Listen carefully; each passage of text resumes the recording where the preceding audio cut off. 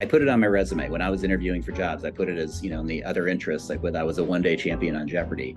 And in my interviews on Wall Street, everybody wanted to talk about that. That was something that separated me from my peers, or at least made me memorable to my interviewers. And I think it was something to talk about that was interesting. It was something that they were curious about. I would say the lesson from that is that, if you have something really interesting, whether it's a family history or an athletic accomplishment or a particular artistic interest, that's something that people might want to talk about, you should make the most of that.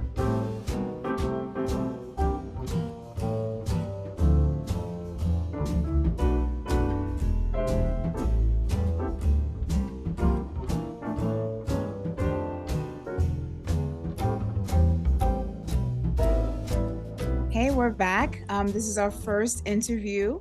It's Dean and I, and we are super excited to introduce Tom Rutledge as we promised before. Dean, since Tom is your very good dear friend, do you want to just give us a little background on him? Thank you, B. As you know, Tom is one of my favorite people in the world. And I think for the first gen audience that's out there, he's got a really exciting story to tell because he's done a lot of different things in this world. And I think a lot of people, when they're thinking about their career, think that it has to be just a linear progression here. Either I'm going to be a lawyer or I'm going to be a real estate broker. But Tom shows that you can do a lot of different things and be successful from them and build upon them. Tom has done everything from being a reporter to being a successful Jeopardy participant, to being in finance, to working for hedge funds, and most importantly to us, to being an advisor to a number of growing real estate companies and venture firms. And so with that, and we're excited to bring Tom on. So Tom, I'm going to kick it over to you. But our first question that everybody in the audience wants to know is to figure out whether they want to be Tom Rutledge when they grow up. So Tom, tell us what you do. All right. Well, thank you, B and Dean, for the opportunity to join you. It's a real pleasure. Always nice to spend time with you, and happy to help tell my story and hopefully be helpful to the Coffee Connectors crew. My job right now is that I am an advisor to managers at a variety of companies. I have a finance background. I have a real estate background. I have a startup and technology background. And so my clients are in all those areas. One of them is Northbridge.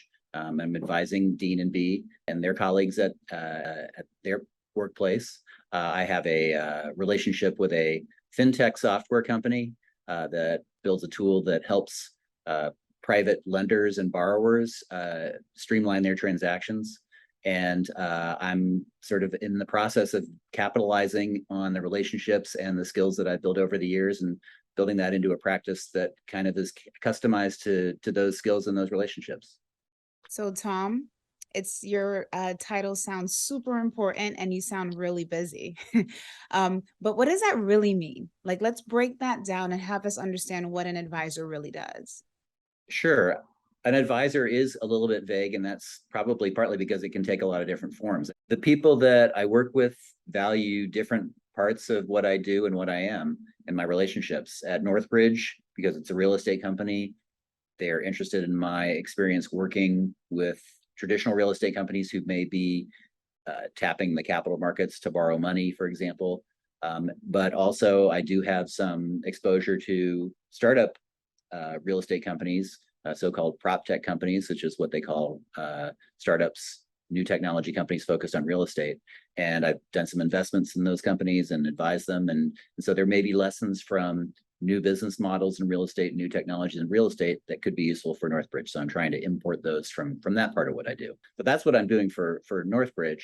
For the software company, I again have a pretty long finance background. I've worked with a lot of borrowers and lenders over the years. And if you're a new startup fintech company, financial technology company, and you're trying to have those companies, have those borrowers and lenders adopt your software, it's helpful to have someone on the team who knows what those companies do, who has relationships with those companies, has built some level of trust with those companies, and can begin to communicate how their tool may be useful to those companies. I'm sort of bringing a lot of the things that I've accumulated over the years, and my clients are sampling from those to figure out what part of what I do is useful to them.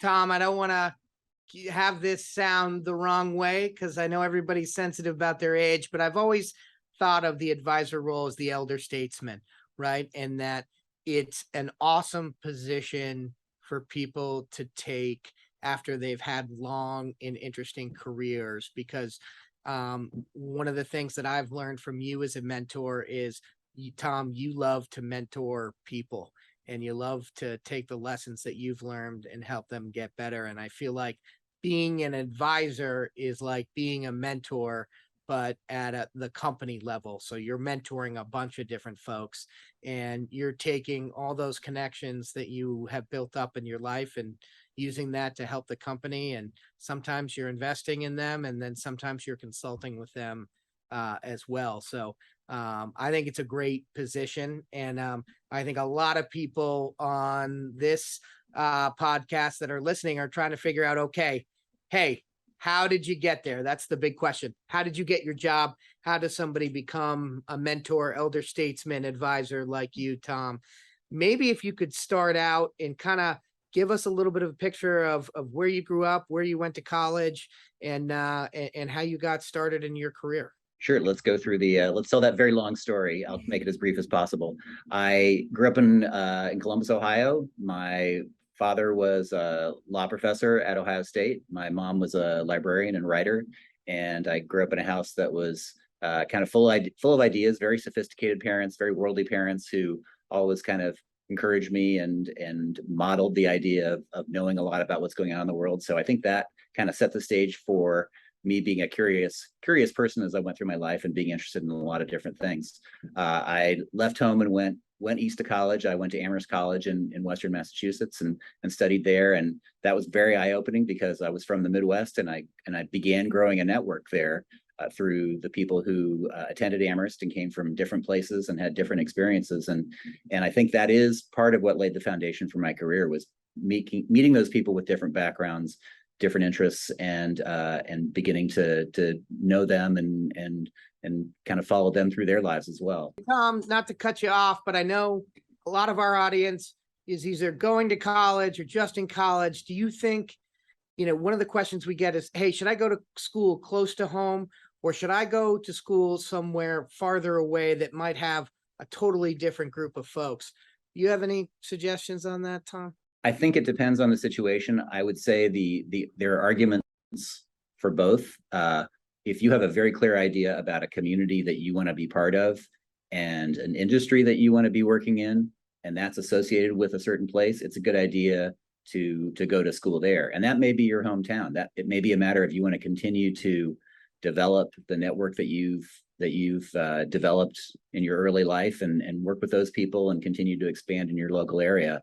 In that case, it makes a lot of sense to stay somewhat close to home. You may decide, if you want to go to Hollywood, it's not a bad idea to at some point get out to LA.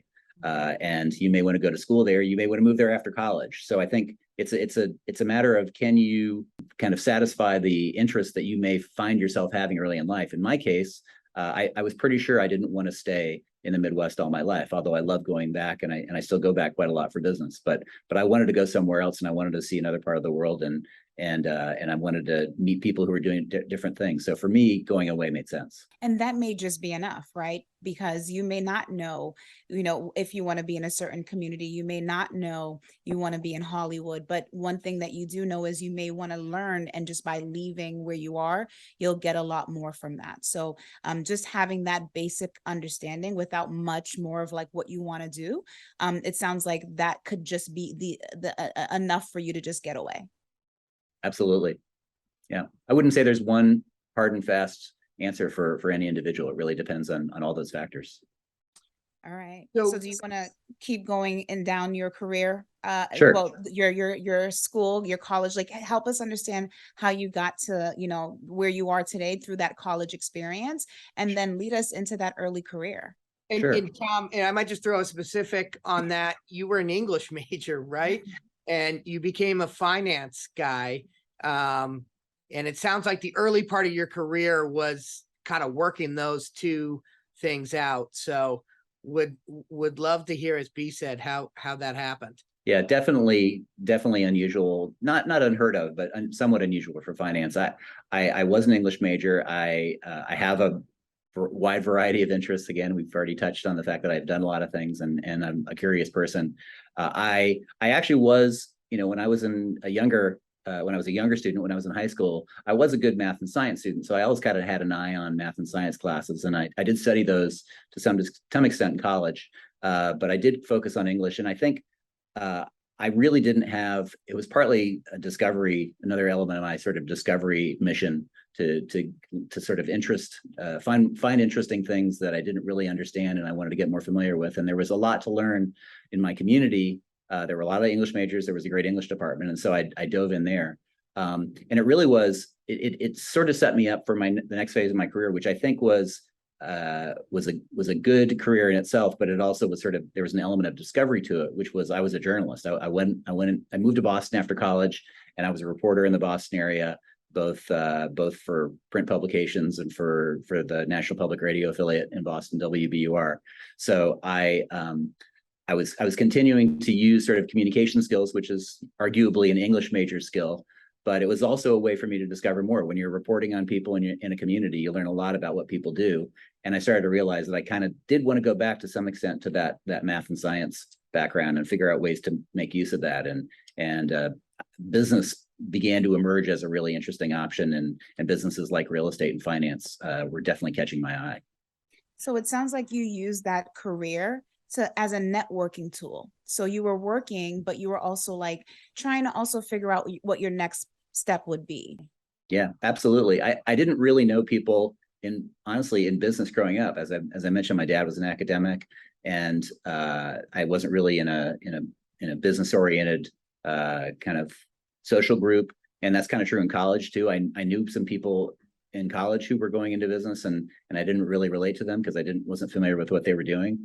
But as I got to know people in business, as I got to do stories about real estate development in Boston, as I got to do stories about corporate takeovers for Gillette Corporation, which was a Boston company, I began to see what finance was all about and what those businesses were about.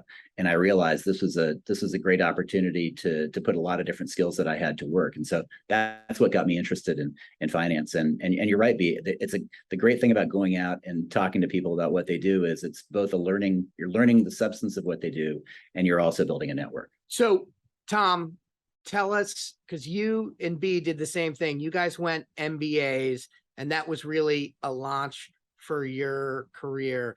Give us the thought process on getting an MBA, and then tell us where that took you. B, we're going to hear your story separately, because I know that was a pivotal moment in your life as well. Yeah, I decided that I really did want to take the plunge and go into business, and I wanted to do something that would make use of certainly an interest and some ability to be good at scientific and sort of mathematical thinking. And so I went and got my MBA at MIT, which is a good credential when you want to tell people that you can add and subtract and divide and multiply. It's a signal that you're reasonably good at math if you get an MIT degree. So it was a good offset to having an English degree from Amherst College to have an MBA from MIT. And while I was at MIT, I discovered that financial markets were really interesting, and that was something I just never really known very much about. It really was a part of the working world where you're using analytical techniques. You're using a lot of skills, but being able to do the math to figure out whether you're getting a good return on an investment, whether an investment's risky, how risky an investment is, and what are all the different factors you need to consider when you're either raising capital as a founder of a company or whether you're investing in a company. That was a great place to develop those tools. And so that sort of had the natural follow on from that was to go to Wall Street. And I started working I worked at several Wall Street firms in the subsequent years after getting my MBA, working on trading floors and working in capital markets. And that's where I really got my first introduction to real estate as well. One of the pivotal questions that students have after graduating from undergrad is, should I go and work or go straight to get a secondary degree? I have very strong feelings about it, but Tom, tell us what your thoughts were. I think, again, to some extent, it depends on the person. I think you need to have a very good reason to go and get a secondary degree. Actually, I think that's my strongest opinion is when you're getting another degree, you're making a sacrifice. You're taking years out of a career, you're spending money on tuition. And if you have a very good reason for doing that, if you're changing careers from one profession to another or one industry to another, and that's a good place for you to position yourself for a new job, that might be a good reason to do it. If people in the career you're aiming for require or typically have that kind of graduate degree, if it's viewed as being almost a prerequisite to be in that business, then yeah, you should get that degree. But I will tell you that when I started working on trading desks on Wall Street, there were people that came right out of college that were sure they wanted to go into finance and had prepared for it and went to work on trading desks, and they very quickly became the peers, in some cases the superiors to the people with the MBAs. And so if you can avoid it, I don't think it's a bad thing to do. But in my case, I think I needed to do it. I just didn't have the resume or the credentials to go into the line of work that I was aiming for. So Tom, tell us sort of, this is always the point in our episodes where I think people are trying to understand where you got your big breaks, right? You went to school, you got set up. How did you kind of get launched? And I know you've worked at some of the biggest banks in the world. You'd worked at Merrill Lynch, at Deutsche Bank. You've worked at JP Morgan. Tell us a little bit about Wall Street and where you thought you got your breaks within there. The first thing that you have to do to get a break on Wall Street is get to Wall Street. And I think picking a good MBA program was a pretty good start. That got me in the door to some extent. In retrospect, I got surprisingly lucky by something you mentioned early on, Dean, that I actually, a couple of years after college, I was a contestant on Jeopardy and I won one day. And I put it on my resume when I was interviewing for jobs. I put it as, in the other interests, like I was a one-day champion on Jeopardy. And in my interviews on Wall Street, everybody wanted to talk about that. That was something that separated me from my peers, or at least made me memorable to my interviewers. And I think it was something to talk about that was interesting. It was something that they were curious about. And just having that notable item on my resume that was a kind of an icebreaker for a conversation ended up being really valuable and got me job offers that I don't think I would have gotten otherwise. I'm not sure if that's entirely fair, but I would say the lesson from that is that, if you have something really interesting, whether it's a family history or an athletic accomplishment or a particular artistic interest, that's something that people might want to talk about, you should make the most of that. You still need to show that you're qualified for the job. People want to show that you have dedication and you have preparation for the job you're interviewing for. But people want to talk to people, and if you're a person with interesting qualities, that's an edge that you should make the most of. And I don't think I fully recognized that would work in my favor, but it did.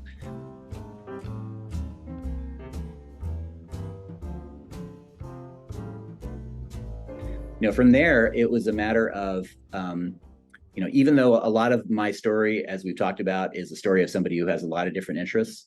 In the first couple of years when I went to work on a trading desk at Merrill Lynch in New York, I was very, very focused on the product I was working on. I was working on derivative products, which are sort of exotic. It's interest rate hedging products and options, and it's interest rate swaps, and a lot of things that seem very, very foreign and very intimidating to some people. And I essentially rolled up my sleeves and went to school on what that whole product was all about and how customers use them. And being on a trading floor, I think that in itself was a real benefit, because trading floors on Wall Street, where big institutions are buying and selling securities and raising money and investing money, there's just an incredible flow of information there. And when you're on a trading desk and you have something, a specific knowledge base that other people might not have, and you're a resource for them, and they're customers of the firm, you can be extremely valuable. And so my knowledge on those products enabled me to structure deals that were useful and meaningful to the customers that I was working for at that point. And I got a couple good transactions done early on, and I got established a reputation as somebody who was very knowledgeable about the products. And before that, I was just a nice guy with an interesting story about being on a game show. Once I got a couple deals done, I started being there was a little bit more substance to my story, and I got a little bit more of a professional reputation, and that set me up for a lot. Tom, I hear that story a lot, which is, once you get in the door, it's about kind of doing the homework and leaning into something that maybe other people haven't leaned into as much and establishing a little bit of an expertise. Do you feel like that's the story that you were telling here, that you kind of got in, you really focused on a couple of deals, you established that you could be good at this, and did you feel like you had an angle that might have been different than other folks? I think it was really a matter of really understanding how the products work and what they're meant for, and knowing some case studies, going to school again on sort of what are people actually using these products for, and what kind of deals get done, what are the story of those deals, and seeing if those deals are instructive. Listening and observing and taking in the information about what's going on around you from other people who were doing successful deals was a very good education for me. So really, when I hear that, it's really solution-based person, right? That I like to put towards that, because Mhm. what you'll find is being a solution-based person rather than someone who's just, hey, here's a problem with no way of adding any value to it. That's really not the person you want on the team. It sounded like you were looking for, if there was an issue, you found the solution, or you were looking for different ways to solve that issue. And it's really important for students to understand, like, when you're coming into an environment, having that solution based attitude will really take you far. And that's what it sounds like it did for you, Tom. Yeah, I think that's a good way to put it, and I think that's a very close cousin of another idea, which is, I think, really important for people starting their career, which is, think like an owner. Think like, what are the people who run this business? What are they trying to accomplish? And rather than just sort of viewing yourself as having somebody with a job description and doing that, think of yourself as somebody whose job it is to make the owners of this business succeed. Because if you can make them succeed, they'll look kindly on you and they'll treat you well, and you'll get more and more responsibility. And thinking about solutions to their problems is a good way to do that. Tom, what would you say? You had this long history on Wall Street. You end up going to a hedge fund after that, very successful there, and then you sort of take it into more of an advisory role and consultant role after that. What would you say you're most proud of during your time in Wall Street, and how do you think that sets you up for your role as an advisor consultant where you are today? I'm gonna go off the menu a little bit on this, because I think the thing I'm most proud of is actually taking my Wall Street training and using it in an entirely different realm. And that realm, believe it or not, is philanthropy and charity. So I was involved from very early days in an organization called GiveWell, which is it's a charity evaluators, an organization that basically tries to help donors figure out how can they have the most bang for their buck when they make a donation. And it's kind of a financial approach to charity. If I'm going to put money in, how much impact can I get out of that donation? And it's a very complicated problem. It's a much more complicated problem than just looking at dollars in and dollars out, because impact is hard to measure. But I worked with the founders of that organization, who were remarkable people and have had a phenomenal run. And they've done a huge amount of good and influenced a lot of people in the charity world. And to have had a role in that, I think that's the thing I'm most proud of. Tom, that's a great answer. And B, I was thinking about this the other day. I know you're a fan of Brene Brown, and I've read some of her work, but one of her central ideas is that people think they can only have one job title, but that people should really think of themselves as having a couple of job titles. So you can be Wall Street banker and board member consultant, or you can be, a real estate broker and full-time mom or full-time dad and coach. And that, people don't need to think about their lives in, just very binary ways, that you can have a lot of different ways of having a career and thinking about yourself professionally. I don't know, B, do you feel that in your own? I do. First of all, Brene Brown, I'm repeating it because that's someone that you really should look into her podcast. She's great. But yeah, I think that's the way life is. Life is dynamic. And so what you want to do is think about yourself as the leader in whatever you're doing, whether it's at work or it's at home, and really thinking about how you can help yourself and the people around you. It's, to me, so important to think about it in that way, because no matter whether it's at church or if it's at home or if it's at work, you have these little hats that all play within each other, and it's important to think of yourself in that way. So yeah, Dean, I 100% agree. So Tom, I do want to ask one question, right, that I think a lot of people are thinking, which is, you have gone from a reporter to you were a journalist, and then you went to the finance world. It wasn't a straight line to your career and where you are today. And so is that something you would recommend? And we have students listening, they don't know what they want to go into. Like, is that something you would recommend for other students, or what are your thoughts about thinking about your career and when you get out of college, what to do? I'm really glad you asked that question, B, because I think what I did in retrospect, I was extremely lucky. I had a lot of options available to me. It was during a time where you weren't penalized quite as much for having a lot of interests in the way that you are honestly now. I think I often tell people that civilization favors the specialist. If you're known for doing one thing really, really well, you'll always have a job, and you're likely to do extremely, whether if your goal is to make a lot of money, you'll probably make a lot of money. And in this age, more and more, if you're coming out of college, as employers looking to hire you, they want to see that you've shown interest in what they do, and you've educated yourself and done your homework in what they do in a pretty deep way, because your competitors for that job will have that level of preparation. So I would say my advice would be, don't graduate from college and go through coffee connectors thinking you're going to be a senior advisor to a bunch of different firms doing a bunch of different things. That job's not probably available to you at this stage in your career. The part of my career I would point to as being the best model would be that part right after I got out of business school, and I was actually, kind of every day walking into the trading floor at Merrill Lynch with a little bit of fear, like, can I actually get a deal done? I better know what I'm doing. I want to learn more about this, and I want to get deep into this. And I think it's always been curiosity that drove me. But at that point in my career, it was a determination to learn the ideas and learn the business deeply, and to perform, because I needed to perform if I was going to stay in the game.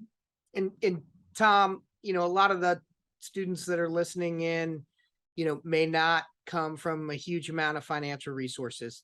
And I think, that makes a difference on whether you're choosing to go to graduate school or whether you can decide to go skiing in the Alps for a year when you graduate from school. I'd love to hear both B and your thoughts on, hey, does it make a difference in do you have to have a lot of resources to take a non-linear route, or is it still helpful, even if you don't have those resources, to be able to kind of build off of one experience, but be able to pivot and have an honest conversation about that? Tom, I think you go first. You're the guest here. Okay. I think, unfortunately, it's inescapable. You need to think about what, if you're going to try something, if you're going to take a risk, do you have the financial cushion and social cushion to support you if you fail, or if you end up having to change your mind and start from square one and try something else. I grew up in a family that was not poor. We were sort of a middle-class family, but I did not have the option to go skiing in the Alps for a year. That was not a choice for me. I needed to. Neither have I, just letting everyone know. Yeah. No, that's the extreme. I think you need to sort of manage your risk taking and your explorations, against sort of what are your responsibilities and what are your means. So you have to sort of plan it out. I think there's room for a little experimentation for everybody, and a lot of the experimentation can just be a matter of doing sort of a thought exercise or having a conversation with somebody. If you can find a mentor, and this can actually be part of your networking, find a mentor and say, I'm thinking about these options, what do you think? Should I do this or should I do that? Does it make sense to try this out for a while? because it's really a matter of, and I'm using a financial term here to some extent, it's risk management. How much risk can you take, and what do you set up to do without being reckless? Yeah, and just jumping from what you're saying is that management piece. My risk management was I had no place for risk in my career, because I came from a background where my parents were immigrants and they came to this country. They were starting from scratch, learning the language, figuring out how to make it. And I didn't have much room to make those mistakes, right? And so every decision was very intentional, and it was very much like the goal is to make money in this country, right? And so the decisions that were made were really made like, is this career going to get you to the point where you can feel comfortable? And so for me, I was very thoughtful. There was really no space to, in my mind, do anything risky. But what I would say is I agree 100% with you, where there is a place to really explore without giving too much of a risk. And I didn't do that. And that's what I wish I kind of did now that I know better. And the way to do that is reaching out to folks, talking to folks, right? And that to me would have been the less riskier way of figuring out what I wanted to do. I did end up where I wanted to be eventually, and I'm very happy with it. But for those who are in the position that I am in, there are ways to do it, like Tom mentioned, and that is through networking without having to put yourself in a position where you're like, oh, I messed up 5 years of my life and I can't take that back. I think those are good points, B. And I think it's important to be able to have those conversations, because I think there's a lot of guidance that comes out, and not everybody has the same opportunities and the same ability to take risk. And I think it's important that we talk about that as a society, but certainly on this podcast. We are getting towards time here. So I want to make sure we don't leave with my favorite question. Tom, you're on a Coffee Connector mentoring program. You're talking to one of your connectees. If you could get one thing across, one piece of feedback and guidance that's pretty general to go across all different personality types, what would that be for a first gen student breaking into this career world? One thing? Okay, one thing. I'm going to say know who you're talking to, because at the end of the day, this is all about networking. It's all about people. The name of the organization is Coffee Connectors. You're making connections. And if you know who you're talking to and can relate to them and take an interest in them, the odds go up that they're going to think that you're an interesting person, you're a curious person, you're a strategic person, because you're trying to understand how to build a relationship. And it's about knowing the person across the table from you, I think. So know who you're talking to would be my advice. Tom, you've been so great. It's been great to hear your story. I met you through Dean, and it's been a great experience. I hope our listeners felt the same way. If you are a part of the Coffee Connectors program, you may be speaking to a Tom near you, right? So if you're lucky enough to speak to him, pick his brain. And again, you'll know who this guy is, because you would have had a whole 30 minutes about him. So you'll be well versed in Tom. Dean, do you want to just wrap up this segment? So one wrap up and one idea, because it's our first episode. I'm thinking we do a B-side with Tom, where maybe we can talk about some of the terms that he used and sort of what capital markets are and financial stuff. Now that you've heard his story, some people may want to dig in and say, hey, what is that all about? Maybe we can do a B-side podcast as well. But no, we're really excited. This is the first episode. This is all about you, the Coffee Connectors and first gens that are out there. So if you have feedback, we're going to give you our emails. We'd love to hear it. We'd love to hear the questions that you'd like to ask. And thank you for taking the time with us here. And Tom, as always, we appreciate your time. B, great to do the first episode with you. And a big shout out to Dan Rutledge, who's been producing this all for us. So thank you, Dan, and thank you all. Have a great one. Bye.